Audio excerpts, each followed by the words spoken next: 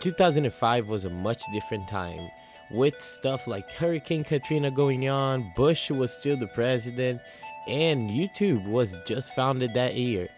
But one thing about 2005 that nobody apparently remembers, not on the internet, not on YouTube, you cannot find almost any information about this game, is Pang Pang Terrible, developed by E&T Games and distributed by JoyOn on the east and OnGame on the west. And if you have never seen this game before, here's a trailer that I was able to find re-uploaded on YouTube, and I just substituted the song for a cover because I ain't trying to get those copyright strikes.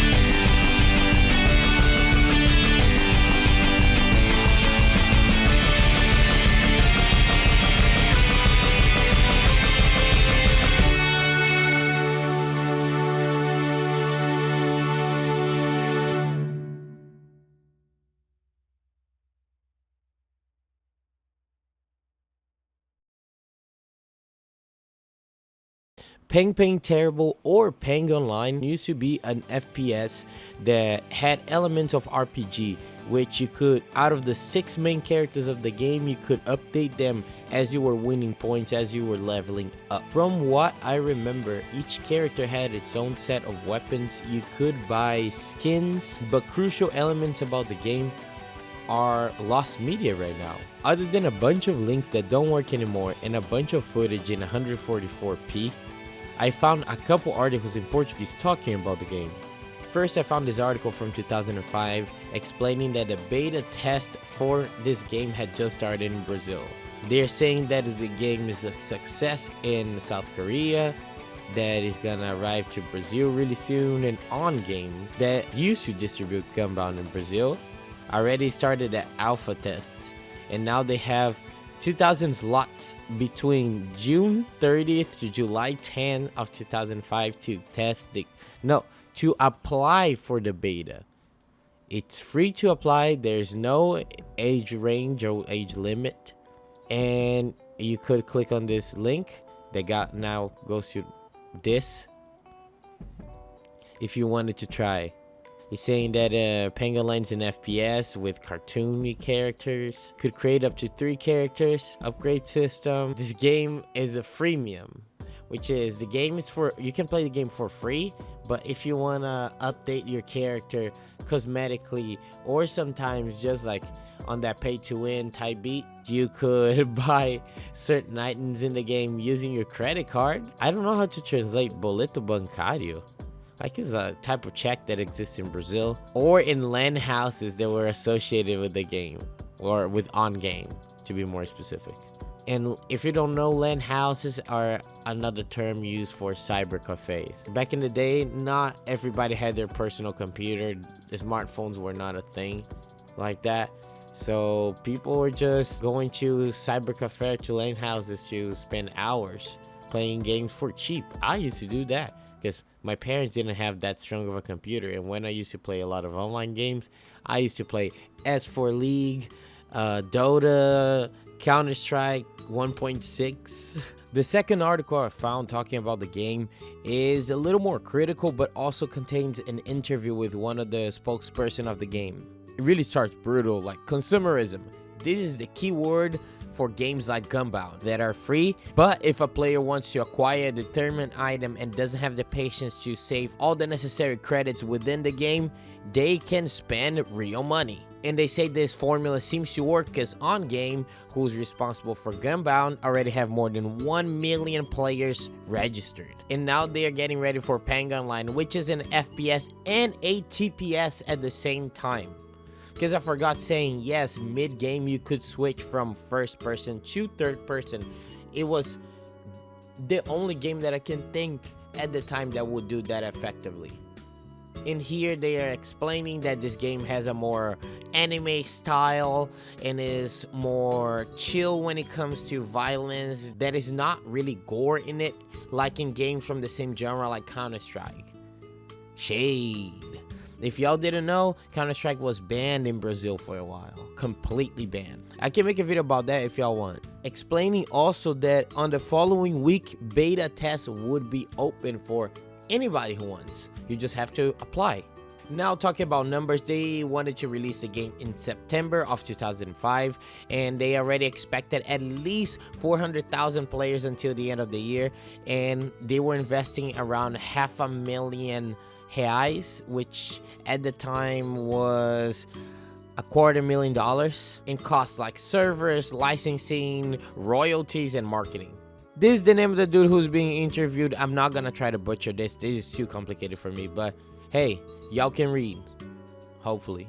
In this part of the interview, he's explaining that the development of the game took around a year and 6 months with a team of around 10 people, divided in the visual part, in the more code and client part of the game, the server, and aspects relating to administrating the game and marketing it as well. And now they ask him, what is the reason they created such game? And he explains that the initial reason was because Counter-Strike was blowing up. Even though it didn't blow up as much in South Korea how it blew up in Brazil, it was more advantageous to invest in this genre than in any other genre at the time. And they wanted to create something less serious than Counter-Strike but still make it fun. And when asked why Pang Online could become a success in Brazil, Kim responds that South Korea, the game already counted with 10,000 daily users, and Brazil would be the first country other than South Korea that the game would be launched at, released at. They had no idea how the Brazilian game market would work because there was no shooting game, TPS or FPS that followed the P2P, peer-to-peer model, which unfortunately proved itself to be terrible because during the first months of Pang Online, lag was so common and sometimes would make you want to stop playing the game for a while. They did fix that, making the game more server based, but it took time for them to really figure it out. And when asked what the difference between Pang Online and RPGs like Ragnarok Online and Prison Tale, Kim responds that on RPGs there is the whole upgrading system, the whole adventure ambiance, and collecting, looting items, trading items. And in Pang, even though it's not an RPG, it still has these elements that people love from it. And no shooting game, no action game had that at the time. And then when asked why online games, especially casual online games, games that you keep playing rounds and rounds over and over and over and over and over, why are they so successful in South Korea? And Kim responds, it's not only about the game. When you play with other people over and over, it becomes a web of relationship. That's what he's saying here. Rede de relacionamentos means web of relationships. And on top of the game, you have a community with friends, foes, and other people that you don't know yet. And all the social problems that you go through on your day-to-day also shows up in the game, because when you create your avatar, that's an online representation of you. So since you're there, it's almost if your avatar is alive and having its own life. A little terrifying, but hey, kind of a prediction of what it became. Your avatar is an extension of yourself. And then he explains on Penguin Life is just like real life. You can have clothing, accessories, or even a gun that looks better than the stock one that you receive when you start playing the game. And sometimes you just want to show off, even though some of these items do not help you in game, do not make your character stronger, which is the whole culture of flexing. But we didn't have a term back then, so he's explaining that cosmetics are all about flexing. Even if they don't give you stats, it's all about flexing. And of course, it wouldn't be Brazil if they don't finish the interview in the darkest way possible. So they're saying with a big typo here on the first word. Recently in South Korea, like around those times in 2005, a man playing StarCraft because he was playing for 50 hours in a row. And with the concern of more cases like this showing up in the media, when does games like this stop being fun and start being harmful to the player? And Kim replies that yes, StarCraft is blowing up in South Korea, but it's not the game's fault that some people become neat, which is when they abandon their outside life, including their jobs, and they just focus their whole day, their whole week, their whole rest of their lives playing a specific game. He also says that the South Korea government is very worried about what's happening and the negative press that it's giving to them, and they are finding ways to change this for the better, even implementing a system that would limit the amount of hours one could play a game. But we all know now in 2022 that didn't work. They just pushed more and more and became the top dogs in esports in general. And I wish I could show you more, even play the game a little bit to show you the state of the game right now, but there is no game. If you go to JoyOn, it's over. OnGame only talks about it like, hey, we did this game a long time ago, but there's nothing else. YouTube, there's barely any footage. So I ask you, if you played this game, if you have footage, or if you know any private service, if any exists, please let me know. I would love to do a follow-up video and really dive deep in this game, in this fantastic FPS, TPS, full of cosmetics, full of upgrades, full of uniqueness of a shooting game. One of the most unique shooting games I've ever played in my life, and I miss it a lot. But that's pretty much it for the video.